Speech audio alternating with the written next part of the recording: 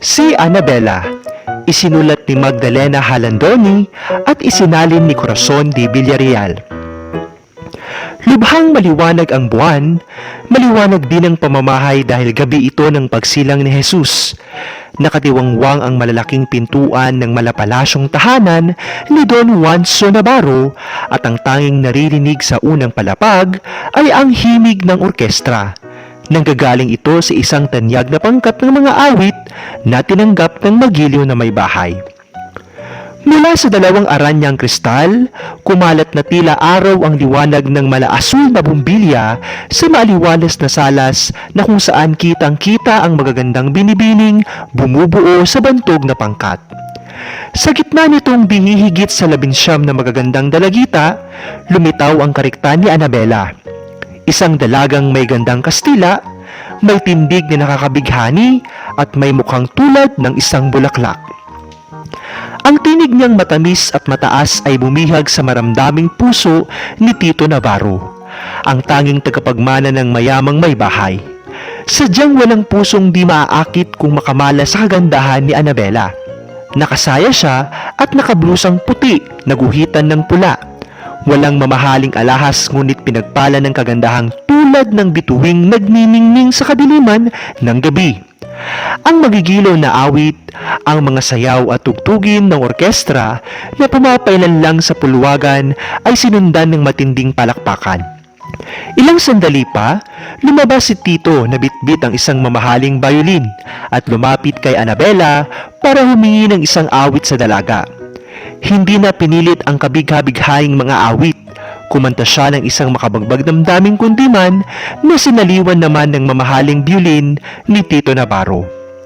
Pagkatapos nito, pumailan lang sa buong bahay ang matinding palakpakan. Ang tangi lamang hindi nagbigay ng papuri ay si Doña Julia, ang mapangmatang ina ni Tito. "Sus, sinong Diyos-Diyosa itong dinasuyog sang Tito ko?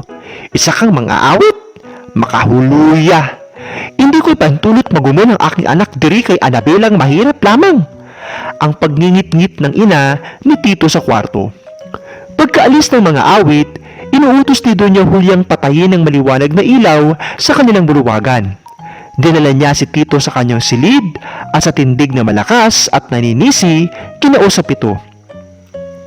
"Anak ko, hindi ko gid mapangintulutang umibig ka kay Annabella. Nais ko ngang makapag-asawa ka sang babae nga higit sa aton sa kayamanan at pangalan." "Nanay, bakit man makapagmataas niyo kung magkasalita? Hindi bala sa kamatayan na paghahalo ang mga buto sa libingan, dukhaman o mayaman?" "Anak, kung ano-ano ang pinagsabi mo para lang hindi kita mapigil sa nais mo. Basta, hindi ko gustong dumadyaw kaya kay Annabella. Pag nalaman ko, tiambot sa imo." "Maawa ka naman, Nay. Huwag kang malupit sa dalagang mahirap ngunit mayaman sa kagandahan at kabaitan." "Tito, ba't ka na ba nabubuwang sa babaeng hindi nga nakakilala sa kanyang tatay? Basta't ayaw kong dumalaw ka uli sa kanyang bahay. Sa sumunod na gabi, sa may hagdanan ng bayan ng Kawayan at Tipas say Malabay iri Akasya, tumulog ang malungkot at makabagbag damdaming namimighati lang sandali pa mula sa pintuan at tumaba si Annabella. Ang sabi niya, "Tito, hindi ko gusto na mahamugan ka sa paghaharana. Gising pa kami ni nanay. Makyat ka at bukas ang pinto namon sa imo." Nagmamagandang gabi si Tito. Masayang masaya na sinalubong siya ni Annabella. Dinala sa salas at pinaupo roon. "Hindi ka nagsama sa mga nagkaruling?" tanong ni Tito. "Hindi. Nilagnat ako pagkagaling sa inyong kagabi eh." "Tito, hindi na ako aawit sa inyong tahanan." "Bakit naman? Minamaliit mo kami kung gawin mo iyan." "Nahuya ako sa imo nga mga magulang, Tito. Hindi ako bagay sa iyo. Tsaka tigilan mo na yung pagdalaw mo diri." "Ba't ako titigil?" "Bella, ang bawat baitang nitong hagdanang kawayang aking hinahakbangan ay parang piraso ng mamahaling marmol na nasidlan ng ginto't pilak at pinagtatamnan ng mga mamahaling bato. Ang salang ito ay ulimpong puno ng liwanag at sanlibong biyaya at kagandahang ginagsamba ko at sasambahin hanggang kamatayan." "Tito, Hindi ka mahalina sa isang panaginip na bunga lamang ng isang mahimbing na pagkatulog. Mayaman kayo. At sa mga mayayaman, nariyan ang ugaling mangmata sa mga dukhang tulad ko. Alahanin mo, nabubuhay lamang ako sa tulong ng pawis ng aking ina at sa kanyang paghihirap. Nangangako siyang bibigyan niya ako ng isang marangal na pangalan, katangi-tanging pamana na maangkon ko sa kanya. Umiyak si Annabella at natakan ang kanyang noo ng ikid ng kanyang kulot na buhok na katulad ng sutlang bumabalot sa mamahaling perlas. Mahal ko, hindi ka na mag-iyak, sagot ni Tito, habang magiliw na nakatingin kay Annabella. Wala sa akin kung mahirap ka.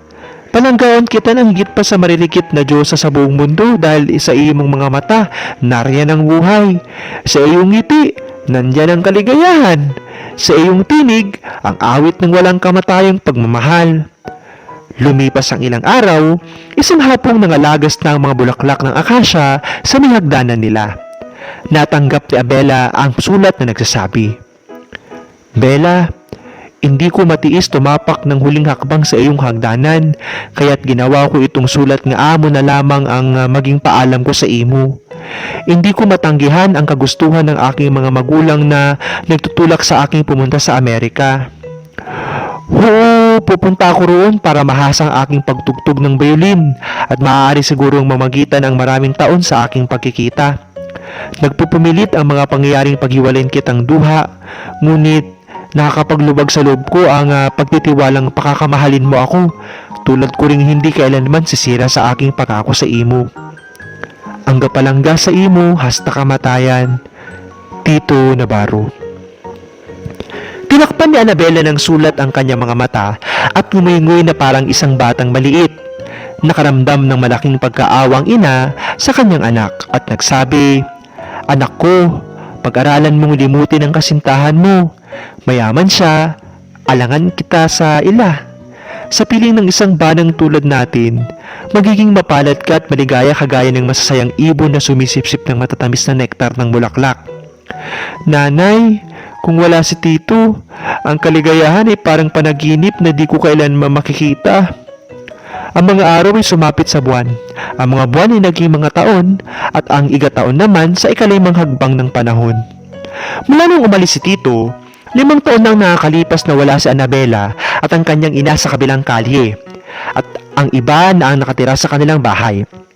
Marami ang naging usap-usapan tungkol sa kanila, at kumalat sa kanilang mga kakilala ang balitang naging tagapagmana si Annabella ng yumahaw niyang ama, at ngayon legal na siyang may-aring isang marangyang tahanan sa isang tahimik na distrito sa Maynila. Hindi lumihis sa katotohanan ng balita. Pagkalipas ng 5 taon, parang nananaginip si Annabella ng isang magandang panaginip at namulat ang kanyang ina sa kalugod-lugod na katotohanan ng kanyang panaginip. Isa na siya sa pinakamaganda sa silangan at may-ari ng isang tahanang nagtatago ng 1,100 bagay na kamangha-mangha. Siya ang tunay na tagapagmana ng malaking kayamanan ng masalaping Don Eduardo Aguilar, ang tanyag na Kastilang mangangalakal. Walang ibang tagapagmana kundi ang bugtong anak niyang si Annabella na iniwan niya sa ina upang magpagsapalaran at makahanap ng pera. Ngunit pumalit kaya ang kahambugan sa kababaang loob ni Annabella? Kung noong una, hinamak siya ng ina ni Tito Navarro na nanligaw sa kanya. Ngayon, ninanais na siyang maging manugang nito. Ngayon, marami ng don at donyang naghahangad maging manugang siya, at ngayon, marami na ring mga puso ang nag-aalay sa kanya ng kanilang pagmamahal. Isa sa mga nahihibang sa kanya ay si Lirio Aguila, isang binatang Kastila na pamangkin ng kanyang ama. Lirio, ipagpamin mo ako at hindi kita maaaring ibigin pa. Isang binatang pinsan. Wala pa rito ang nais kong pakasalan, ang laging sagot ng dalaga sa kanyang pinsan. Sino itong mapalad na napupusuhan mo, sabihin mo sa akin? Hindi ko maaaring sabihin sa iyo. Umiyak si Annabella dahil ang kanyang puso'y parang malulunod sa pananabik kay Tito Navarro. 5 taon nang nagkahiwalay sina Tito at nadagdagan pa ang kanyang pangungulika ng isang gabi, tumugtog ang violin sa hotel na katapat ng kanilang buhay. Ang tinugtog ay tulad din ng mga kundimang pinaririnig sa kanya noon ni Tito, at umiyak siya sa pag-aalala ng kanyang matamis na kahapon kung tinutugtog tuwing gabi ang kahangahangang violin. Nalalapit na ang Pasko ng pagkatao. Naghahanda si Annabella ng masasayang pagtitipong idaraos sa kanyang tahanan na maligayang gabi ng Pasko. Si Lirio ang isa sa mga nagsikap na mag-anyaya rito ng isang ekspertong violinista na kararating lang galing sa Amerika. Tumating ang masasayang gabi ng pagkatao na malaengkantadong tahanan ni Annabella na puno ng sandaang panauhin. Pumailan lang ang magagandang himig ng violin. Sa gitna ng mga kabataang dumalo, tumindig si Lirio Aguilar at nagsabi, "Kagalang-galang ng mga panauhin, pagkakataon nitong makarinig tayo ng musika ng isang ekspertong violinista kagagaling lang sa Amerika. Ikinalulugod kong ipakilala sa inyo si Tito Navarro." Isang masigabong palakpakan ang lumaganap sa bulwagan at lumitaw sa gitna ng mga nakabihis na mga puro puti at bitbit ang mamahaling biolin ng kanyang kamay. Pagkasaludo nito, pinakawalan ni Tito ang alindog ng musikang bubighani sa lahat. Isang masigabong palakpakan ang umugong sa bulwagan, ang tangi lamang di pumalakpak ay si Annabella. Nanatili siyang nakayuko sa kanyang upuan at lihim na umiiyak. Ilang sandali pa ay lumapit si Lirio sa kanya. Yakag ang violinista at nagsabi, "Bella, ikinararangal kong ipakilala sa iyo si Ginoong Tito Navarro, ang dalubhasang musikerong kadidinig lang natin." Tumindig si Annabella kay Tito. Puno ng luha ang mga mata at sabay pag-abot niya sa kanyang mga kamay na nagsabi, "Tito, hindi kita nalimtan."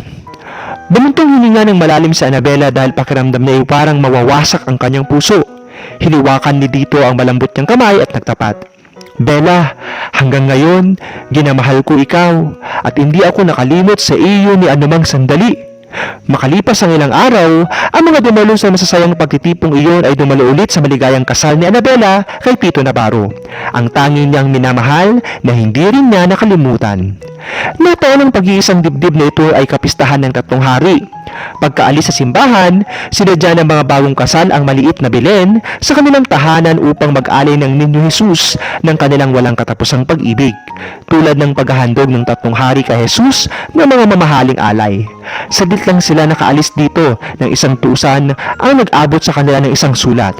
Pinuksan nila ito at binasa, "Ginang Annabella Navarro, minamahal kong anak, halos 5 taon na ang nakalipas mula nang mamasko kayo sa aming bahay. Ipinahintulot ng kapalaran na maging manugang ko ikaw. Nagalakad ang panahon at sa bawat hakbang nito'y nagapakita ng pagbabago ang mga bagay. Kung noong una, kinahamak kita at ginakagalitan dahil ikaw ay mahirap at alangan sa katayuan ng aking akang anak na pinakamatataas. Ngayon ko naunawaan na ang hamak ay nagiging dakila din at ang mapagmataas ay nagiging hamak din kung siya'y itulot ng kapalaran. Sa maligayang araw na ito ng inyong kasal, isang halik ang dulog ko sa iyo, halik ng isang ina at ang walang pagkupas hanggang kamatayan. Ang nagpalangga sa imo, Julia."